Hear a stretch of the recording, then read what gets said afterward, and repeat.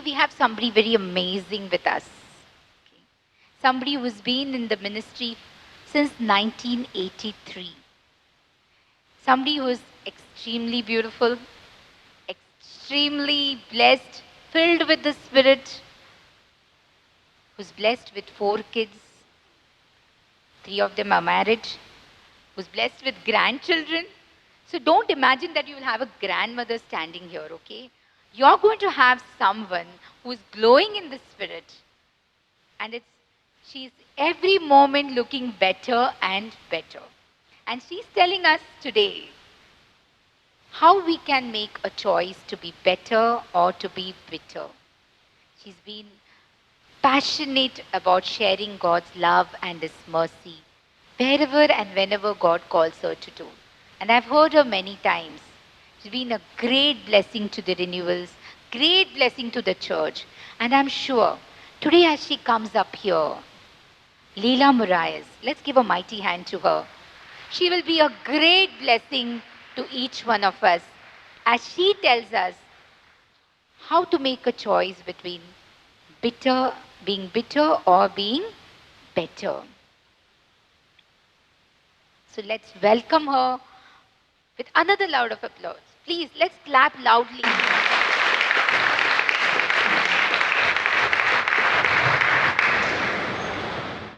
A very good morning to you, my dear sisters. Praise the Lord. Praise the Lord. Let's take a moment to bow our heads in His presence. And your plan in calling each one of us here this morning to spend this day listening for your voice, yearning to see your face.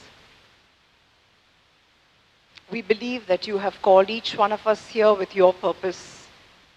And Father, we pray that as we open our hearts to what you want to say to us, that you will send us the anointing of your Spirit. The anointing that comes as we cling to your word. Father, we ask you to be with us. We ask that your Spirit will quicken within us the things of your kingdom. And that as we listen, we will understand and we will obey. We make our prayer, Father, through Christ Jesus our Lord. Amen. I stand before you this morning to give glory and honor to the Lord for many things, but especially as I was preparing for this session, I looked back at my own life. It was many, many years ago, 1981, when I first heard the voice of God. Let me make it clear, I didn't hear anything. Okay, so please don't believe that you need to hear. I have no doubts that some people hear. I didn't hear anything, but I had that deep sense that God was calling me.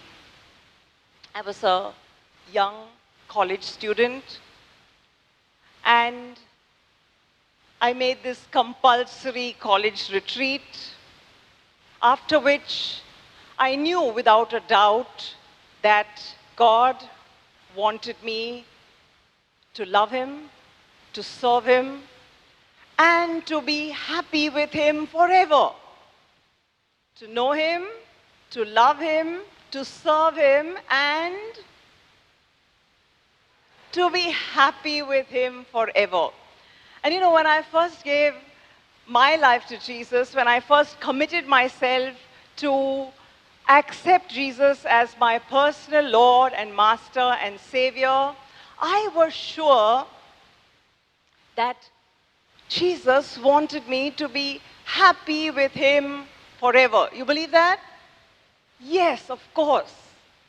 And I wish I could tell you I have lived happily ever after. Well, from that moment I first came into this very personal experience with Jesus, I began to read his word. Like Anastasia said, I was illiterate. I had never opened the Bible before. Once I had opened the Bible, that also not a Bible, I had opened gospel stories because I had to do some reading. I knew nothing of the holy word of God. But as I began to read, way back July 1981, I began to read, something happened. I came in touch with a loving Father. I came in touch with the power of His Spirit. And yes, I rejoiced as I read the Word of God, and it came alive for me. And I'm sure you know this experience. And very soon after that, my world came to take a new direction. You know, my coming alive to the faith was not a very pleasant thing for the rest of my family. You will be surprised, but we had plenty of issues in our home. So my mom and dad had issues. They were married many years, but they never got on. And they weren't on talking terms with each other. We were 3 children. I have an older brother and a younger sister. And life became hell, to put it very mildly. So there was violence, there was abuse, there was what you can imagine, you name it. And I had the choice of my life. You know, I really want to share with you that in those moments, it was a time of great struggle. My mother said, you know, who asked you to go talking to him? She was talking about my dad. And I knew in my heart that one of the first things that God had told me was, you shall honor your father and your mother. And I knew that I had reached a point of not just dishonor, utter disregard, utter disrespect for my dad. And that's what cost me all the misery that I went through for the next many years. And you know, in those days, I had a choice. I had a choice to look at myself, and I'm sure that this is not just my story.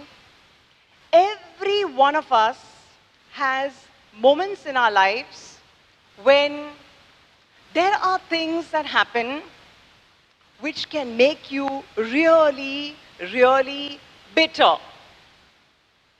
Do you have such moments? You have? Your husband has been doing something, your parents have said or done something, you have a sibling who has let you down, you have people who have said and done things against you. Yes? Or only I have them? You all have? Moments when we can choose to live a life of pity. Yes? A life of blaming. And I went through times when I asked myself, why am I in this situation? You know, I am a middle child. I have an older brother, younger sister, and somewhere I just seemed to be the right age all through my life. He was too big, she was too small for all correction, for all scolding, for everything. Somewhere I was the perfect age to get all the correction. I went through times of blaming my mother, blaming my dad for being so so quiet, so passive, so unaggressive. I went through moments when I really felt angry. I went through moments when I was irritable, when I was really down and out. Moments when I didn't entirely do it, but I wanted to live out many threats. I'm a bold woman, and I wanted to do many things and to make it known that I was right, that I was doing the good thing. But I know that in all of this, God was doing something. And I will share with you that one of the things that happened in my life, strange as it may be, in all this time, I was a young teenager, just into college. One of the things that I really, I don't know how it happened, my mother would lock me up in the bathroom. And don't feel sorry. I look back at those times. The one thing I could take which was not seen was my little pocket Bible. And today, when I look back at my life, I am saying that that was the secret to the change that came. The topic I'm sharing with you this morning is from bitter to better. And what really happened in my life in those days was first and foremost that Bible. And I'm telling you, grab hold of your Bible.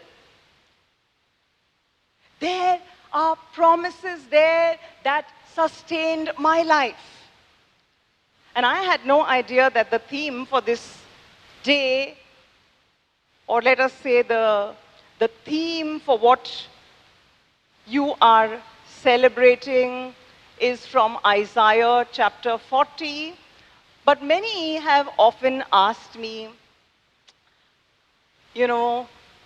like Anastasia, I too have 4 children. And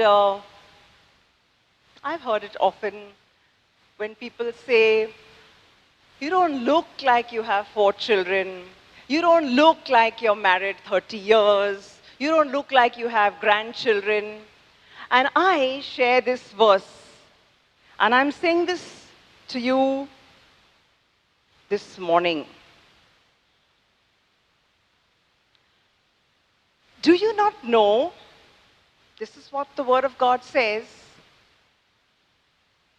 Why do you say, O Jacob, and assert, O Israel, my way is hidden from the Lord? Are there times you think, does God see what you go through? Are there times when you wonder, does God really know what you go through? And this is what God's word says. Why do you say, my way is hidden from the Lord? The justice due to me escapes the notice of my God. Do you not know? Have you not heard? The everlasting God, the Lord, the creator of the ends of the earth, does not become weary or tired. His understanding is unscrutable. He gives strength to the weary.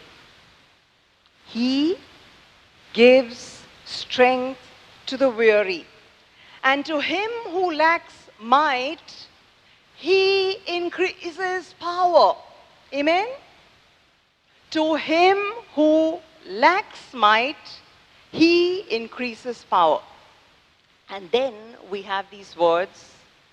Youth may grow weary and tired. Vigorous young men stumble badly. Yet, those who wait for the Lord those who wait for the Lord will gain new strength. What is my strength? What is your strength? You heard what I read? Wait.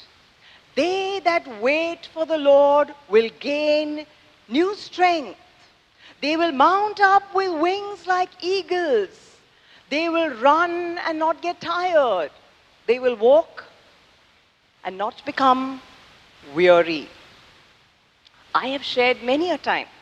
Isaiah chapter 40 and verse 31 is my treasured verse. They that wait on the Lord shall renew their strength. They shall mount up on wings like eagles. They shall run and not be weary. They shall walk and not faint.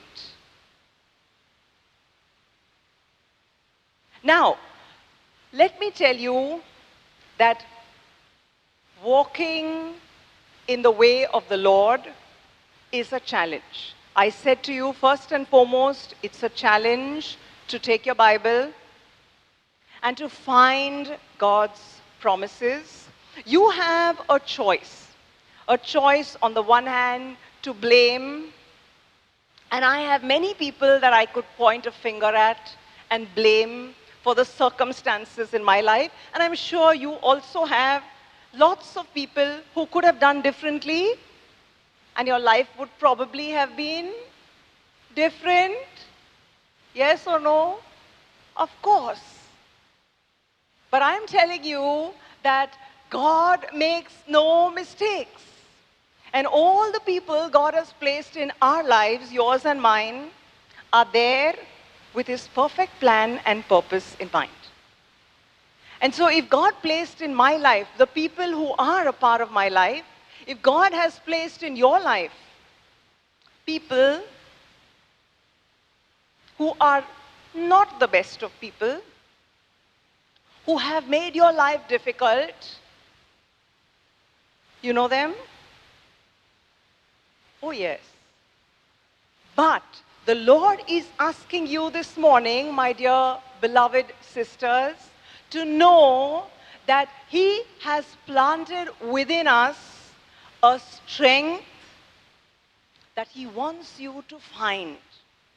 And that strength comes when you leave being bitter. Bitter is what? You're blaming, you're insulting, you're threatening, you're torturing yourself. You know, in all our unforgiveness, I invite you to take a moment and think. You're angry with your father, you're angry with your mother, you're angry with someone who abused you, you're angry with someone who has hurt you. Most of the time, how much are they affected by it? Could they be bothered? No. So who is getting hurt? We are holding that dagger in our hand. We are saying, I will teach him a lesson, I will show her, I wish that, he will learn something. Please look, you're holding the blade.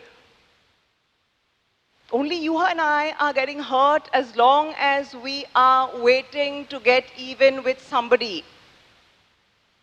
Forget it. It is you who need to be free. And the Lord has planted in your heart the means by which He will break those chains. You believe? Yes, we are people, women, are people of tremendous courage. There is a strength within us that is more than the physical. Much more than the physical. And God has planted that strength within us, because of which we are able to endure so much. You know that? I believe with all my heart that all, and I'm not saying this because I'm in a women's gathering, I believe that all the happy families are because of the many adjustments that the wife and mother makes. You agree? You become stubborn, you become critical, you say, why should he do like this? Why should they do like this? You know, this is like that, that is like this. You can break your family. God has planted within you a tremendous energy, a tremendous strength. And we need to draw on that strength to be able to change from this attitude, an attitude of, I can't take it anymore. So I said bitter. Usually what is that? Blaming, insulting, threatening, torturing ourselves. We reach the point where we say, I give up. Exit. Happens. Happens. We give up on people, we give up on relationships, we give up on God. But somewhere, you have given up on yourself. And this morning, I'm standing before you to tell you, brothers and sisters, that God is a God who can do the impossible. I have friends whom I walked with when I was in school. And you know, I recently went back to Bangalore for a get-together with my old school and college friends. And most of them are looking at me and saying, what happened? What happened to you? Because if you knew me then, I was a terror. Very, very stubborn, very determined to get even, and if you crossed my path, you know, you would not see the end of it. And there was this restlessness in my soul, which I believe the good Lord in His mercy transformed. And that is what began with the other B. What was that? The Bible. The precious Word of God. And I took that word and I read it. And you know, I began to discover something. And I want to share that secret with you this morning. There is hope. There is hope for each one of us because there is someone who has borne our griefs. There is someone who has carried our sorrows. There is someone who was wounded for our transgressions. Upon Him was the chastisement that is for your and my well-being. He was wounded, He was bruised, that you and I may be healed. And that someone is Jesus. That someone is, you don't know? Amen. Jesus, says the Word of God, Isaiah chapter 53, surely our griefs He Himself bore. Verse 4, I'm reading to you. Isaiah chapter 53 and verse 4, surely our griefs He Himself bore, and our sorrows He carried. Yet we esteemed Him stricken, smitten of God and afflicted, but He was pierced for our transgressions. He was crushed for our iniquities. The chastening for our well-being fell upon Him. By His scourging, we are healed. Brothers and sisters, this morning, I bring to you the good news. The good news that we don't have to live in the prison of our circumstances. We don't have to live in the prison of our bitterness, of our negativity. You may be having the worst circumstances,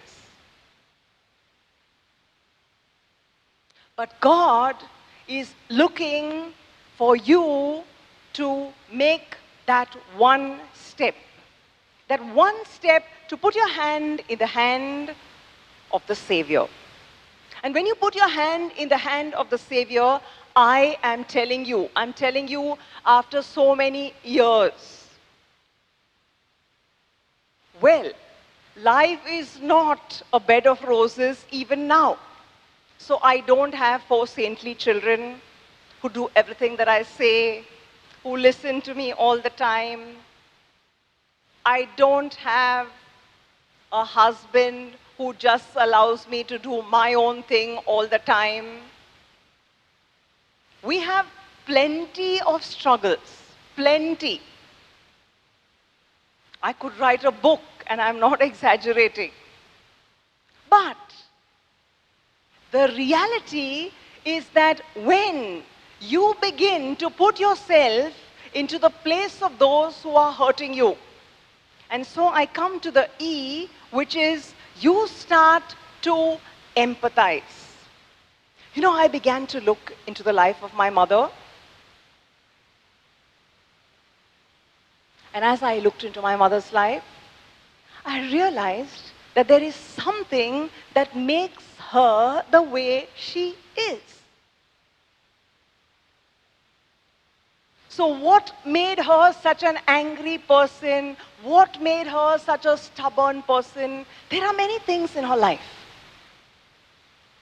And when we realize that all those who are hurting us are not always hurting us because they want to hurt us, but because there is something that is going on in their lives, and this is not my discovery, it is not my discovery, it is what Jesus taught us when he hung from the cross.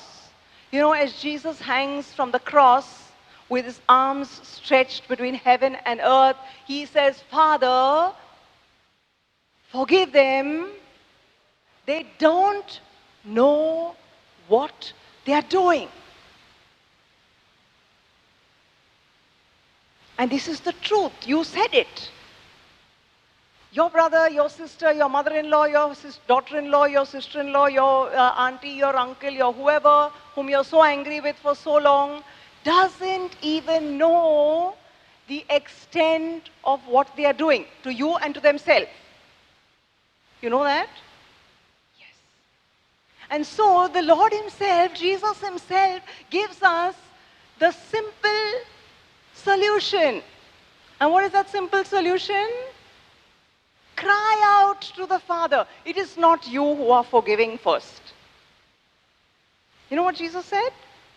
I forgive you? No. What did Jesus say?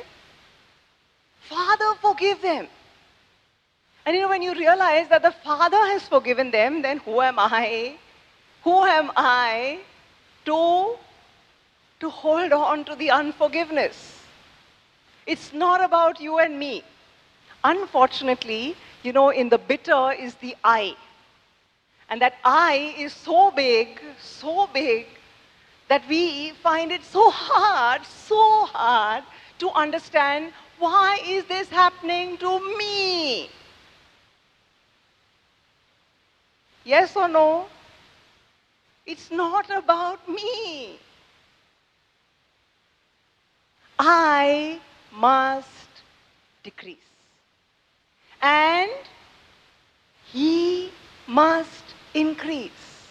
And when I begin to say this, I'm only saying, Lord, if you are allowing this to happen to me, why not me? Why not me? If through this you are going to bring strengthening, you know, gold is tested in the fire. And I'm saying to you, I have absolutely no regrets. Absolutely no regrets. I first began this very strange and long, difficult walk with the Lord way back in 1981. It was 8, 9, 10 years. In this very place, in the year 1989-90, I did my ministry of the word. And as I began to study, I was reading God's word for all those 9, 10 years. I began to discover that there is a beauty that God wants to bring in our lives when He puts us through suffering. The more you suffer, the more struggles you have in your life, be sure God has bigger plans for you. You believe? Maybe you don't believe if you haven't yet allowed Him to take over. Just let Him do what He has to do. And I'm telling you, I began with that Bible to enter into the life or enter into the thoughts or to understand, to empathize with those who were hurting me. And I began to discover that they needed my prayer, they needed my compassion, and much began to change. My mother struggled for many years of her life. She fought with everybody that was around. Finally, she fought with my brother, my sister, whoever else. And when we reached somewhere 2012, 2013, she would call me from Bangalore, and I would travel from Bombay to Bangalore to be with her, to assist her. Of course, she struggled a lot in being able to forgive my dad. It was a big struggle for her. And in it was August. It was her birthday on the 29th of August, 2014, her 85th birthday. As God would have it, the Lord had been working. My brother and my sister decided that we would celebrate that birthday of hers. My brother's in New Zealand. We generally avoided each other for many years. That year we decided to come together. And before I left, 86, 87, right up till 2014, I waited for my mother to show some compassion to my dad. Dad had come to live with us. And that year, August 2014, before I left, she asked me, "How is he?" And I'm telling you, she said nothing more than this. But I know that all the prayers of all those years, the Lord had begun to do something. My mother lived a few months later, few months more. She passed away in October 2014. But I'm telling you, I believe with all my heart that this whole experience has made me the woman of God I am. It has made me know that it's not about me. You know, it's about God's grace that He is yearning to channel through us to others. And the witness of our lives, my family, all of us, so our eldest son was in Bangalore, our second son was in Pune, our younger two children were with us. We all got together, we came from different places, and we conducted Mom's funeral, burial rites, whatever, and we came away. Lots of water has gone under the bridge, but I'm telling you that through these years,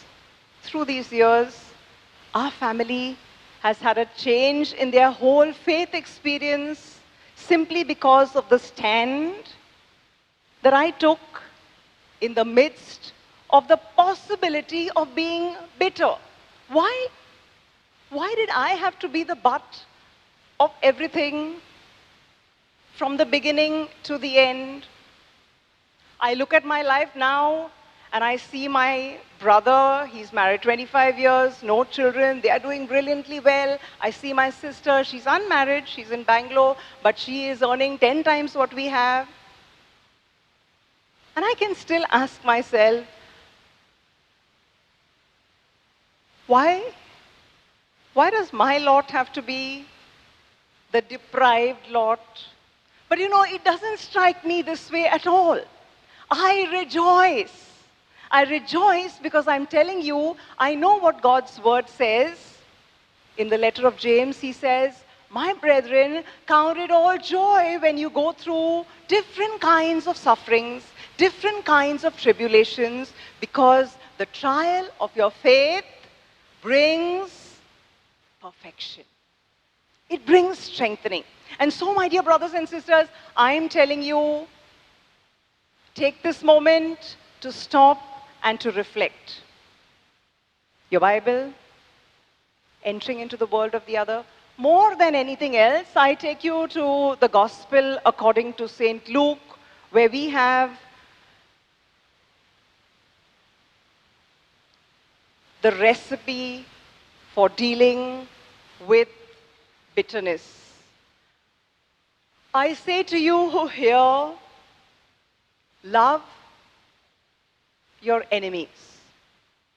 If anybody could have questioned, why is this happening to me? It should have been Jesus, our master, right? And if he could forgive, then I don't think any of us should have a problem. He gives the grace. Love your enemies, says Jesus. Do good to those who hate you. Bless those who curse you. Pray for those who mistreat you. Today I am asking you, my dear friends, my dear sisters in the Lord Jesus, tell me how hard it is to do what the scripture says. Is it? No. Start to pray. Start to pray for them. And I dare say to you, ask the Lord, bless them more than you have blessed me. And the Lord will begin to show you that, that in itself will bring you blessing. What are the things we do? What are the things we do? One, we nurse the grudges. So as Anastasia was saying earlier, what happened in 1955? My mother-in-law looked at me, I went here, she didn't do this, then I did that. You got 0 in history, but this history, you know very well. We remember, no? What do? We rehearse. Truthfully or not truthfully? Tell me. You know, the memories which you keep alive, those memories stay alive. So if you are replaying the wrong cassette, pardon me, I'm of that generation, I'm not talking about your CD or whatever. The cassette we replay, no? That mummy said this, then I was sitting there, and then, she did like this, and actually I didn't do like this, but he said like that, and this happened. How many years back, sister? 33 years back we got married. Wow. How you remember? What happened? What happened day before yesterday? I'm getting old, sister. Can't remember. Hare? That you remember. How you remember that? Because you replayed that memory. So I'm saying to you, stop it. You know the word that came to us this morning? Forget the former things. You just stop rehearsing those things. Stop nursing those grudges. There was a time when I would love to tell you, mummy said like that, and then mummy did like this, and then that one is doing like this to me. What happens? I'm pandering to my bitterness. Don't nurse the grudges. Don't rehearse the pain. Don't curse. You'll tell me, sister, what rubbish. We don't curse anybody. I'll ask you one simple question. Have you ever said something like this? This one did this to me. No, that one is saying like this to me. I'm not doing anything, but God is watching. What are you saying, please? What are you wanting God to do? Please send the fire. Yeah, Michelle says send the fire. Correct? Somewhere in our heart we are saying, God will teach him a lesson. What is that blessing? Please tell me, how many of us are really blessing those who curse us? In our heart, we are so wretched. We are so wretched. And so I'm saying to you this morning, my beloved sisters in Christ, do what Jesus did. Don't nurse the grudge. Don't rehearse the pain. Stop it. Forget those things. Leave it. Stop cursing. Bless them. And instead, disperse the hurt. What are you going to do? What are you going to do? The Lord has called you here for a purpose. You know what's going to make you better? I still have stopped at the BE. There is a TT. And that TT is first thanksgiving. I say thanks living. Count all the good things. Forget all the not so good things that have happened. Count your blessings. And the more you count your blessings, the more all those negative things will be turned into blessings. Today I'm telling you, if I hadn't had all those negative experiences, look at my life. If I hadn't gone through all that I went through, I don't think I would have handled the word of God so much. I don't think I would have prostrated myself at the Lord's feet and thrown myself there and cried out to him as much as I did. Why did I do it? I had nowhere else to go. If I had lots of friends, if I had everything going for me, probably I would have not been the strong woman that I am today. So, start to thank the Lord. And the other T is transformation. Do what Luke's Gospel says. Luke's Gospel chapter 6, 37, 38 is what I read to you. Start to love. Love your enemies. Then what? Do good. Do good to those who hate you. Doesn't matter, you're not feeling like giving them a present. Smile. Smile. Think well. Start with that good and you will find the blessings. Lot of people told me, don't be crazy. Don't go back again and again and again to that situation. That is a situation where there's so much of problem. And I said, the Lord has told me to love. And I will love. She remains my mother. And I will love her to the end. I have among my children various moments. They're still alive. I don't want to share with you details. But I have moments when there is rebellion, when there is chaos, because they cannot see what we are seeing. We have 2 daughters-in-law. They're wonderful people. I have no mother-in-law issues. But we have 2 grandchildren. And there is no shortage of, they're all normal people, so we have enough of differences of opinion, differences of looking at things. What do we do? The E is what? There is one place that you hear, take, this is my body, it's broken for you, do this in remembrance of me. You know what is the E I'm talking about? The Eucharist. Learn to live the Eucharist. Go for Mass, yes. Partake of the Eucharist, yes. Live the Eucharist.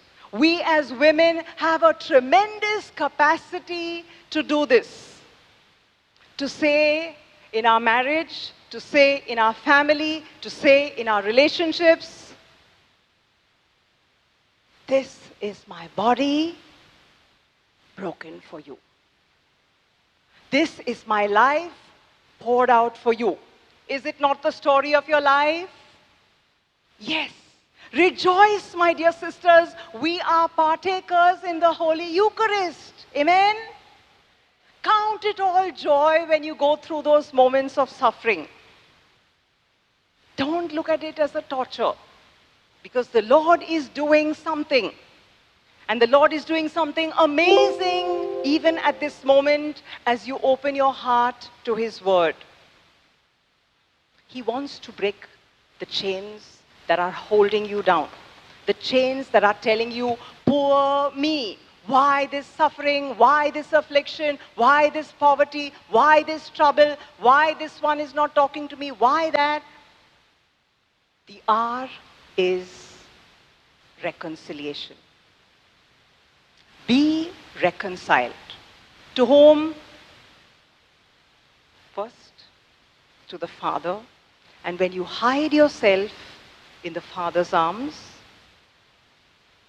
He will enable you to be reconciled with one another.